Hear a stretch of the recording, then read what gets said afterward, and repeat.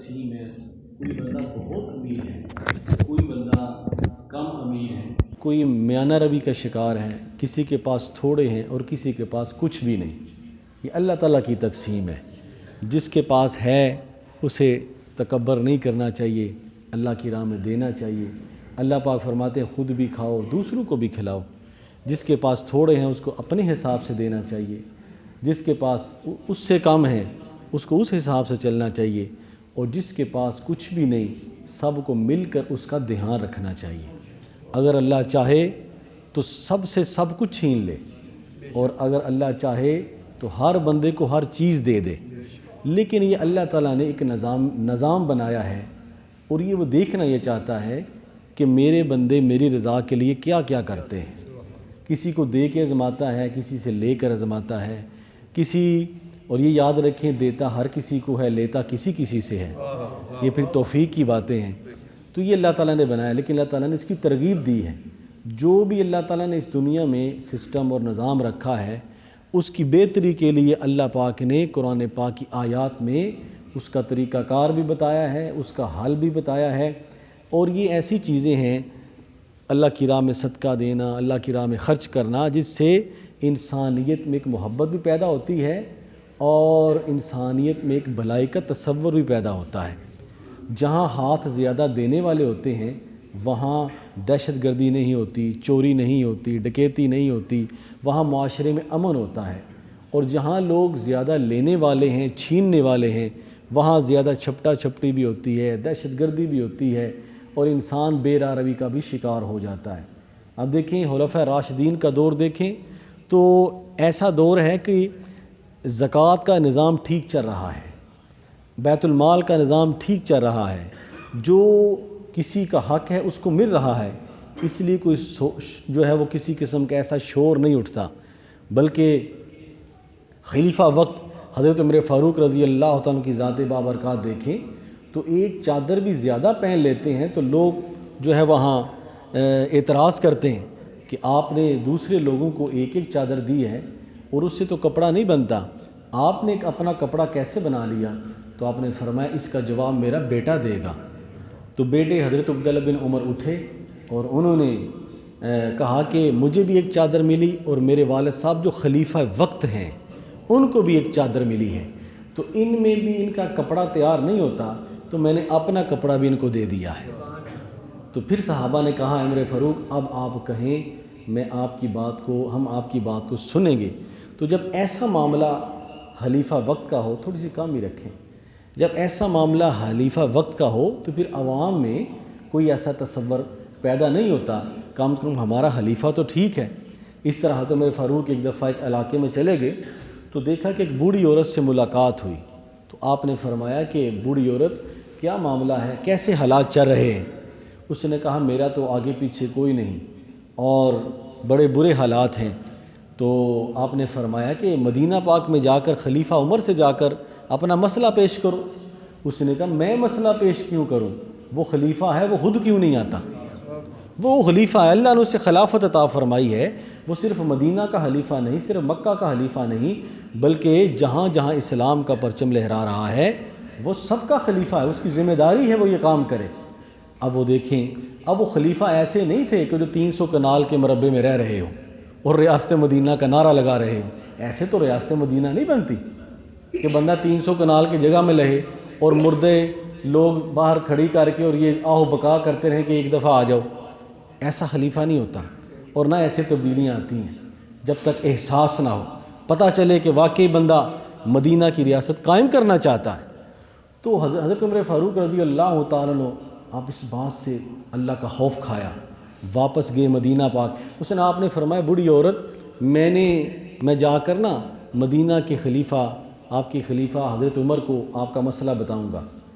آپ واپس گئے، فوراً آرڈر جاری کیا کہ جو بھی بوڑھے مرد اور عورت جن کا کوئی بھی نہیں ان کے لیے ماہانہ وظیفہ مقرر کر دیا جائے، ان کے لیے ہر سہولت جو ہے وہ پرووائڈ کی جائے، مہیا کی جائے۔ کچھ عرصہ کے بعد حضرت عمر فاروق رضی اللہ تعالیٰ وہاں دوبارہ گئے۔ اب بوڑھی عورت کو نہیں پتہ یہی خلیفہ وقت ہے، ہیں جی، یہ خلافت راشدہ ہم نعرہ تو لگاتے ہیں، عمر جیسی صفات پیدا ہوگی تو وہ نظام آئے گا نا، علی جیسی صفات پیدا ہوں گی تو وہ نظام آئے گا۔ ابو بکر صدیق جیسی صفات پیدا ہوں گی تو وہ نظام آئے گا. باتیں کرنے سے تو تبدیلیاں نہیں آتی. اور پھر کچھ ہماری اپنی بھی ذمہ داری ہیں, کچھ حکومت کی ذمہ داری ہوتی ہے, کچھ ہماری اپنی انفرادی ذمہ داری ہوتی ہے کہ ہم اپنے طور پر کیا کرتے ہیں. ہم نے اپنے طور پر اسلام کو کتنا نافذ کیا ہے, اپنی ذات پر, اپنے معاشرے پر. ہر بندے نے, وہ علامہ اقبال فرماتے ہیں ابس ہے شکوہ تقدیر یزداں, تو خود تقدیر یزداں کیوں نہیں. اللہ کی تقدیر سے تم کہ تقدیر میں لکھا ہوگا تو کر لیں گے, نہیں, تم خود اللہ کی تقدیر بن جاؤ. جو اللہ نے خیر کے کام تمہیں بتائے ہیں, جو اللہ نے بھلائی کے کام تمہیں بتائے ہیں, تم خود ان میں جو ذمہ داری ہے, تم ایک استاد ہو, ایک ڈاکٹر ہو, ایک پروفیسر ہو, ایک وزیر ہو, ایک مشیر ہو, جہاں جہاں تمہاری ذمہ داری ہے, اللہ اس کے رسول کی رضا کو پیش نظر رکھتے ہوئے جب ہر بندہ اپنے عہدے پہ بیٹھ کر اس طرح کام کرے گا تو پھر معاشرے میں سکون بھی آئے گا, امن بھی آئے گا, معاشرہ پروان بھی چڑھے گا. اسلام یہی چاہتا ہے. اسلام ایک آفاقی دین ہے.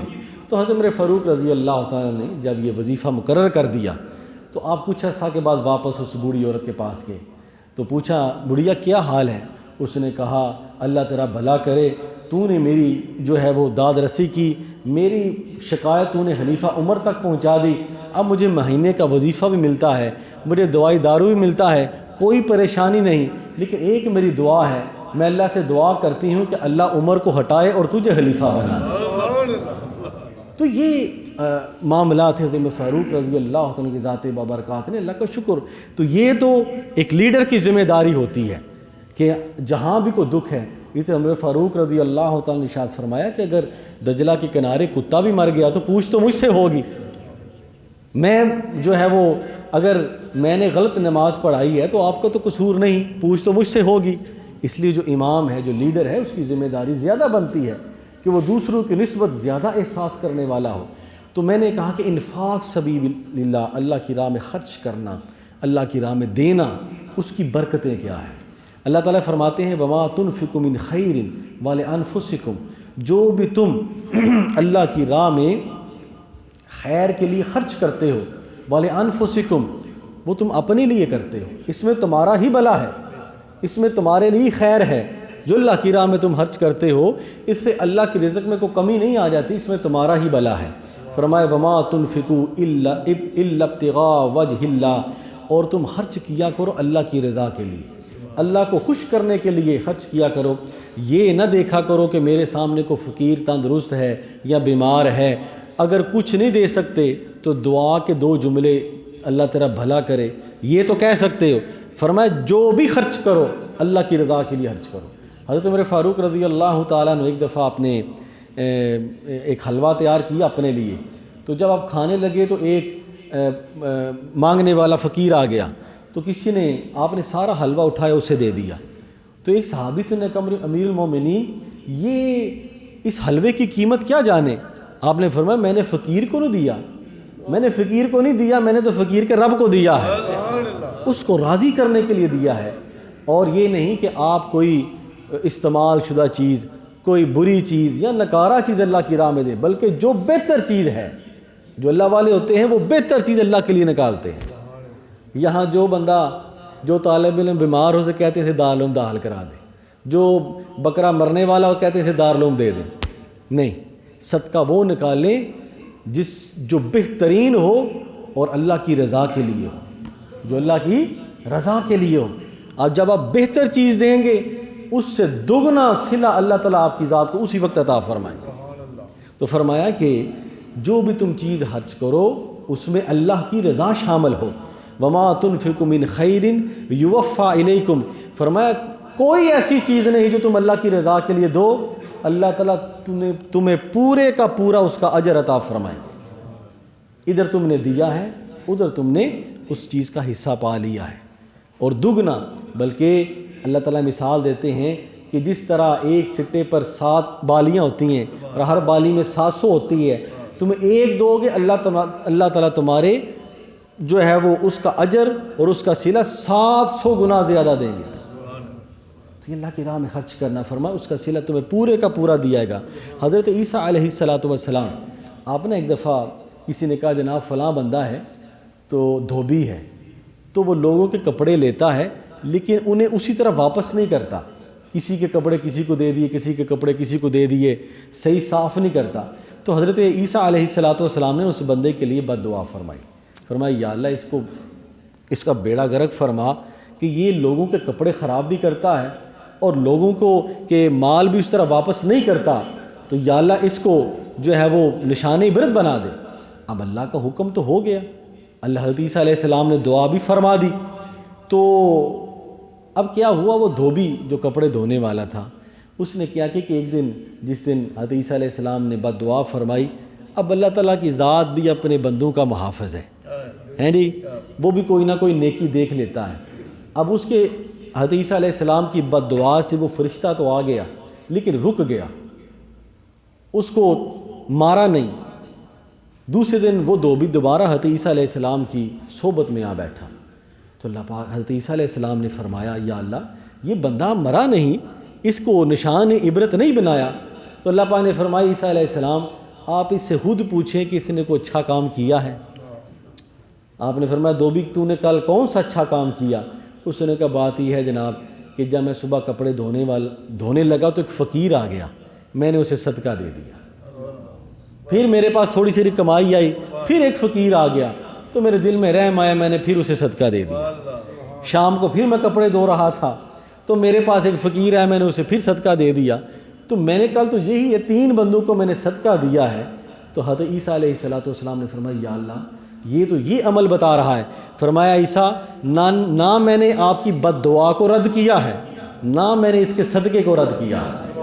آپ کی بد دعا تھی، وہ فرشتہ آ کے بیٹھا ہوا ہے، لیکن صدقہ ایک ایسی آڑ ہے جو میں اپنی ناراضگی کے سامنے وہ صدقہ آڑ بنا دیتا ہوں، بندے پہ عذاب نہیں ہونے دیتا۔ اس نے صدقہ دیا تھا میری رضا کے لیے، میری خوشنودی کے لیے۔ تو میں نے کہا چلو، تو اب حضرت عیسیٰ علیہ السلام نے سارا واقعہ اس دھوبی کو سنایا۔ اس نے کہا اللہ کے نبی آئندہ کے بعد جو میرا رب اتنا کریم ہے کہ تھوڑا سا دینے سے بھی وہ عذاب کو ٹال لیتا ہے، میں آپ کے ہاتھ پر اس گناہ سے توبہ کرتا ہوں، میں تائب کرتا ہوں کہ آئندہ تو یہ ایک اللہ کی راہ میں دینے سے پتہ نہیں اللہ تعالیٰ کس چیز بات کو وہ ٹال دیتے ہیں، اسی اللہ کی راہ میں خرچ کیا کریں۔ حضرت عثمان غنی رضی اللہ تعالیٰ عنہ، آپ حضرت عمر فاروق رضی اللہ تعالیٰ کے دور پاک ہے، تو ایک دفعہ مدینہ پاک میں کہتا آ گیا، یہ جو کمی آ جاتی ہے اس سے یہ نہ سمجھا کریں کہ نعوذ باللہ کو اللہ کے مال میں کمی آ گئی ہے، یا نہیں، اللہ تعالیٰ آزماتے ہیں۔ کہیں کوئی کمی کر کے کہ دوسرے بندے کیا کرتے ہیں، کبھی کسی گھر میں بھوک پیدا کر کے ہمسایہ کیا کرتا ہے، اللہ تعالیٰ آزماتے ہیں، اور اسی میں اللہ تعالیٰ بخشش کا بہانہ بنا دیتے ہیں کہ تو نے فلاں جگہ بڑے بندے کے ساتھ تعاون کیا تھا، حتیٰ کہ بخشش اس بات پر بھی ہو جائے گی کہ راستے سے اگر آپ کوئی کیل کانٹا ہٹا دیتے ہیں کہ کسی مسافر کو تکلیف نہ ہو، اللہ تعالیٰ اس نیکی کے بدلے کو بھی بہانہ بنا کر بندے کی بخشش کا سامان پیدا کر دیں۔ تو حضرت عثمان غنی رضی اللہ تعالی عنہ آپ موجود تھے، حضرت عمر فاروق رضی اللہ تعالیٰ کا زمانہ اقدس ہے، تو مدینہ پاک میں قحط پڑ گیا، تو سارے تاجر حضرت عمر فاروق رضی اللہ تعالیٰ کے پاس حاضر ہوئے، کہنے لگے حضور بیت المال ختم ہو گیا، تجارت جو منڈی ہے وہ مندی کا شکار ہو گئی، سامان نہیں رہا، کریں تو کیا کریں، چیزیں مہنگی ہوں گی۔ تو حضرت عمر فاروق رضی اللہ تعالیٰ عنہ نے کہا حضرت عثمان اپنا مال لے کر آ رہے ہیں، ہم ان سے تھوڑے سے نفع کے ساتھ زیادہ سامان لے لیں گے، ان سے بات چیت کرو۔ سارے تاجر اکٹھے ہو کر حضرت عثمان غنی کے پاس گئے اور کہنے لگے حضور آپ نے جو چیز 1 درہم میں لی ہے ہم اس کے 2 درہم دیتے ہیں، یہ سارا مال ہمیں دے دیں تاکہ ہم منڈی میں وہ مال شامل کریں اور لوگ خرید سکیں۔ آپ نے فرمایا مجھے 2 درہم سے زیادہ ملتا ہے۔ انہوں نے کہا جناب 3 درہم دیتے ہیں، انہوں نے کہا مجھے اس سے بھی زیادہ ملتا ہے۔ اب وہ بڑے پریشان کہ یہ وہ صحابی ہیں کہ جن کے بارے میں کئی دفعہ حضور نے جنت کی بشارتیں دی ہیں، یہ بھی نفع کے چکر میں پڑ گئے۔ تو انہوں نے کہا کہ عثمان غنی آپ کو ایک کے بدلے میں کتنے گنا آپ کو نفع ملتا ہے؟ تو آپ نے فرمایا ایک میرا مالک ہے، ایک میرا آقا ہے جو 1 کے بدلے 700 دیتا ہے، تو میں نے تو اس کو فروخت کرنا ہے۔ اب تاجروں نے اپنے بازو کھڑے کر لیے کہ ہم تو 5 یا 7 دے سکتے تھے، 700 گنا کون دے؟ دوسرے دن مدینہ پاک میں حضرت عثمان غنی نے آواز لگا دی جس کو جو چیز ضرورت ہے وہ مفت لے جائے، اب حضرت عمر فاروق رضی اللہ تعالیٰ تک جب یہ بات پہنچی تو آپ نے فرمایا عثمان کل تو آپ اتنا نفع مانگ رہے تھے، آج مفت دے رہے ہیں۔ فرمایا میں تجارت اپنے رب سے کرتا ہوں، میں انفاق سبیل اللہ اپنے رب سے کرتا ہوں۔ فرمایا وہ واحد ایسی ہستی ہے وحدہ لا شریک جو ایک کے بدلے میں 700 دیتی ہے، اس لیے جس کا جو جی چاہے فری لے جائے، مفت میں لے جائے۔ تو فرمایا جو بھی تم اللہ کی رضا کے لیے خرچ کرو گے اللہ تعالیٰ اسے دگنا کر کے بلکہ 700 گنا تک کر کے وہ تمہارے سامنے پیش کر دے گا۔ فرمایا اللہ کی راہ میں خرچ کیا کرو، بلکہ اللہ تعالیٰ فرماتے ہیں جو تم اللہ کی راہ میں دیتے ہو وہ تم مجھے قرض حسنہ دیتے ہو۔ اللہ تعالیٰ فرماتے ہیں کون ہے جو مجھے قرض حسنہ دے؟ یا اللہ ہم تو ایک دوسرے سے قرضہ مانگتے ہیں، تو کیوں قرضہ مانگ رہے ہیں؟ اس کا مطلب یہ نہیں کہ اللہ تعالیٰ کو ہمارے قرضے کی ضرورت ہے، نہیں، اللہ پاک فرماتے ہیں جو تم ایک دوسرے کو مالی طور پر دیتے ہو وہ گویا تم نے مجھے قرض حسنہ دیا ہے، تم نے دیا ہے اپنی حیثیت کے مطابق، میں نے دینا ہے اپنی حیثیت کے مطابق۔ تم نے ایک دیا ہے، میں نے پتہ نہیں جنت میں کون کون سی نعمتیں تمہارے لیے تیار کر رکھی۔ فرمایا من ذا الذی یقرض اللہ قرضا حسنا، کون ہے جو اپنے رب کو قرض حسنہ دے؟ یہ قرض حسنہ کیا ہے کہ اللہ کی رضا کے لیے اس کی راہ میں کسی بندے کو دے دینا، کسی کی ضرورت کو پورا کر دینا، کسی کے مسئلے کو حل کر دینا، چاہے آپ کی بدنی محنت ہو چاہے آپ کی مالی محنت ہو، اسی سے معاشرے ترقی اور اسی سے معاشرے میں احساس اور مدد کا تصور پیدا ہوتا ہے جو اسلام چاہتا ہے۔ فرمایا جب تم اللہ کو قرض حسنہ دو گے فَيُضَاعِفَهُ لَهُ أَضْعَافًا كَثِيرًا، اللہ تعالیٰ اس قرض حسنہ کو دگنا چگنا کر کے تمہاری طرف